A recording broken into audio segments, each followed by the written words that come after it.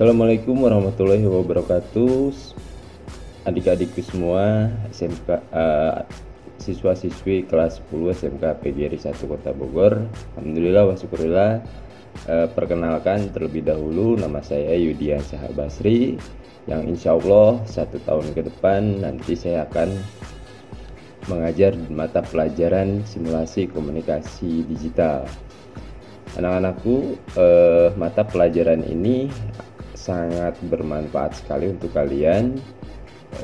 Jadi nanti saya akan mencoba menjelaskan kepada kalian terlebih dahulu kompetensi dasar yang akan disampaikan di semester 1 dan semester 2 selama kelas 10.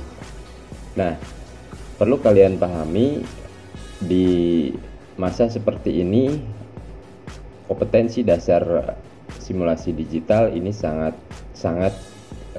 berguna sekali untuk kalian langsung terapkan ke dalam hal praktik. Jadi anak-anakku yang sangat saya banggakan, kelas 10, saya akan mencoba memperkenalkan kepada kalian kompetensi dasar yang ada di mata pelajaran simulasi dan komunikasi digital. Oke. Perlu saya perjelas dulu, ada 2 kategori penilaian di dalam mata pelajaran simulasi dan komunikasi digital, yaitu pengetahuan dan keterampilan. Nah, di sini ada kompetensi dasar 3.1, 3.2, 3.3 dan seterusnya sampai 3.15. Itu semua teori berdasarkan ranah pengetahuan. Sedangkan yang di sebelah kanan, kalau kalian perhatikan, di sini ada 4.1, 4.2 sampai 4.15, ini ranah keterampilan. Baiklah, saya akan mencoba memperjelas kepada kalian untuk kategori pengetahuan di 3.1, yaitu menerapkan logika dan algoritma komputer. Jadi di sini nanti kalian akan belajar mengenai bagaimana apa itu logika dan apa itu algoritma komputer. Jadi secara tidak langsung kalian nanti akan diarahkan untuk bisa menggunakan nalar kalian atau logika kalian dan juga membentuk algoritma komputer. Nah, praktiknya sendiri kalian nanti akan diarahkan menggunakan fungsi-fungsi perintah atau komen di dalam penyusunan algoritma komputer. Lalu yang kedua yaitu 3.2, yaitu menerapkan metode Petaminda. Nah, metode Petaminda ini jadi kalian akan diarahkan mengetahui teori tentang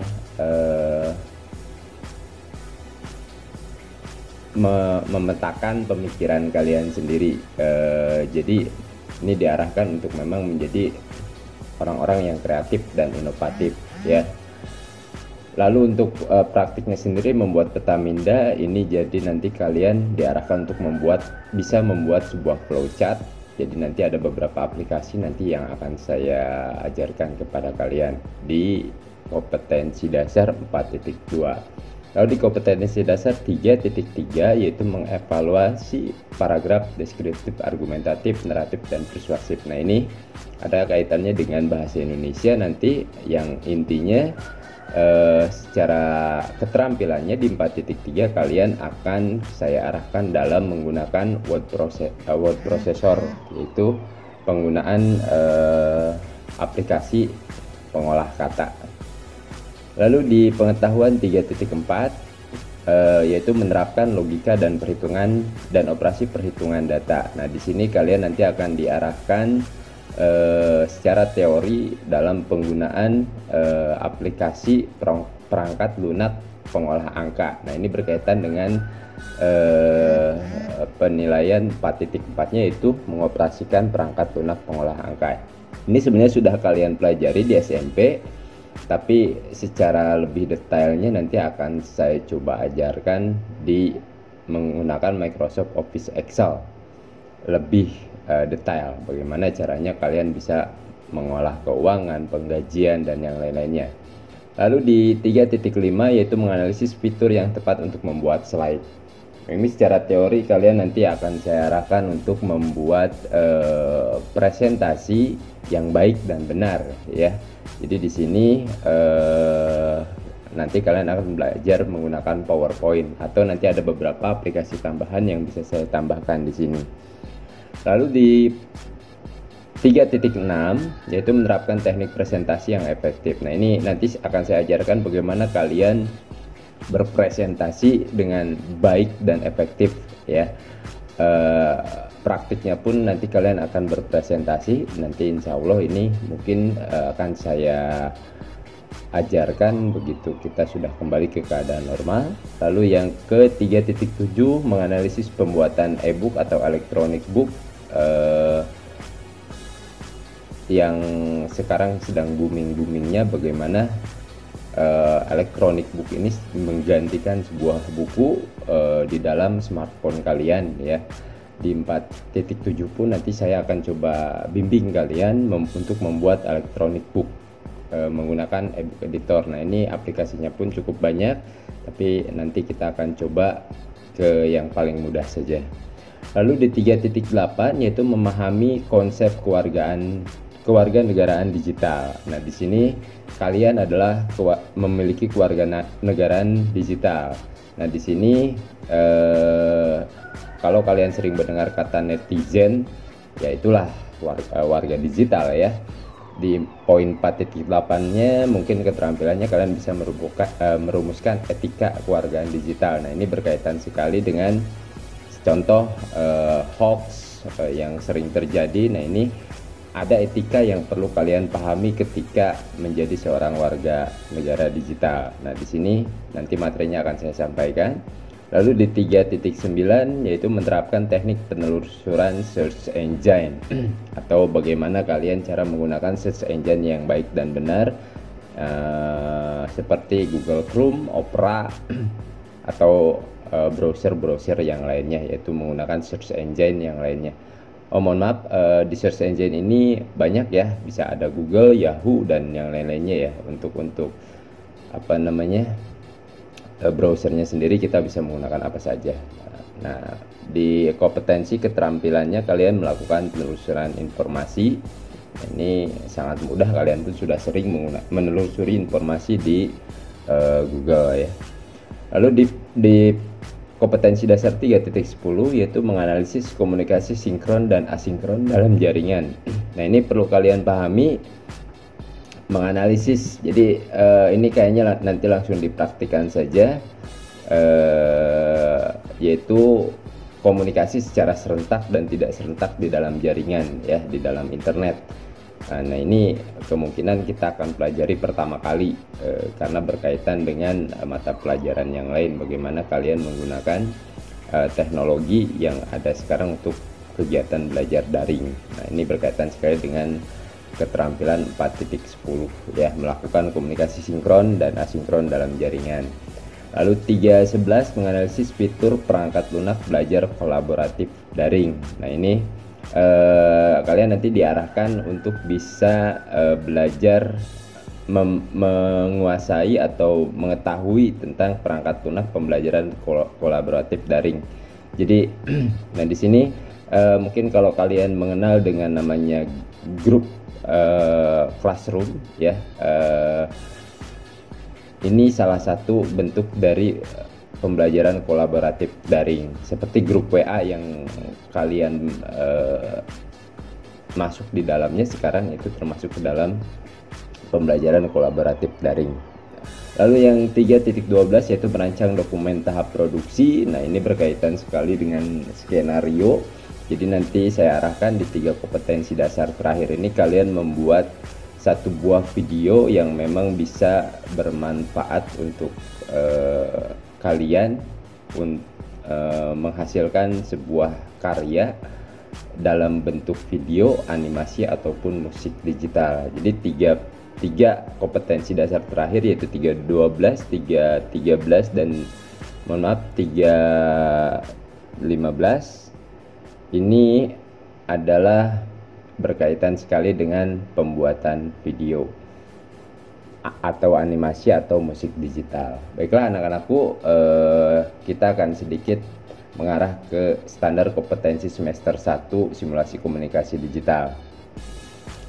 Jadi untuk poin untuk semester 1 perlu kalian pahami, nanti kalian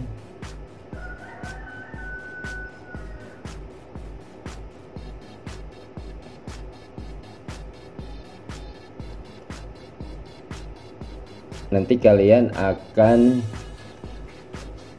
saya arahkan untuk mempelajari terlebih dahulu, yaitu yang memahami konsep kewarganegaraan digital dan merumuskan etika kewarganegaraan digital. Jadi ini poin-poin di semester 1. Jadi nanti saya akan langsung loncat ke kompetensi dasar 3.10 karena di sini berkaitan sekali dengan penggunaan KBM kalian yang menggunakan komunikasi sinkron atau serempak secara bersamaan. Jadi nanti ada 2 materi yang akan saya sampaikan, cara penggunaan komunikasi sinkron. Jadi di 3.10 ini kita nanti akan belajar bagaimana caranya menginstalasi aplikasi Zoom, aplikasi Google Classroom, dan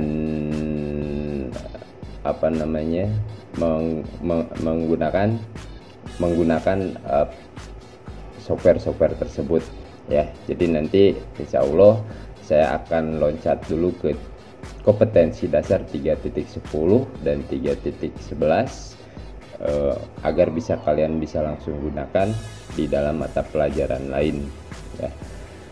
Baiklah anak-anakku, mungkin itu sepintas, nanti akan saya kolaborasikan dengan materi yang 3.10 dan 3.11. Ini untuk yang semester 1, dan yang semester 2 nya adalah ini. Jadi nanti kita akan mempelajari tentang PowerPoint di semester 2 nanti, lalu yang 3.7 nya di semester e-book di semester 2, lalu video dan animasi semuanya di semester 2. Baiklah anak-anakku, mungkin sekilas seperti itu dulu dari saya untuk materi simulasi dan komunikasi digital. Jadi nanti setelah ini saya akan langsung mencoba mengajarkan kalian bagaimana menggunakan aplikasi sinkron dalam jaringan ya, sinkron dan asinkron dalam jaringan. Jadi serentak dan tidak serentak dalam jaringan ya. Jadi ini yang sedang kalian tonton adalah bentuk dari komunikasi asinkron dalam jaringan. Kenapa disebut asinkron? Karena tidak serempak ya, tidak serempak, walaupun serempak dalam jadwal, tetapi ini tidak secara real time ya, tidak secara langsung. Jadi ini masih tersimpan di media tertentu seperti YouTube dan yang lain-lainnya. Tapi kalau sinkron itu kita langsung berkomunikasi secara serentak. Jadi seperti itu anak-anakku yang sangat saya banggakan untuk kelas 10 materinya. Nah, jangan lupa untuk kalian selalu pantau channel ini agar kalian bisa mendapatkan informasi-informasi tentang mata pelajaran simulasi dan komunikasi digital. Terima kasih atas perhatiannya. Assalamualaikum warahmatullahi wabarakatuh.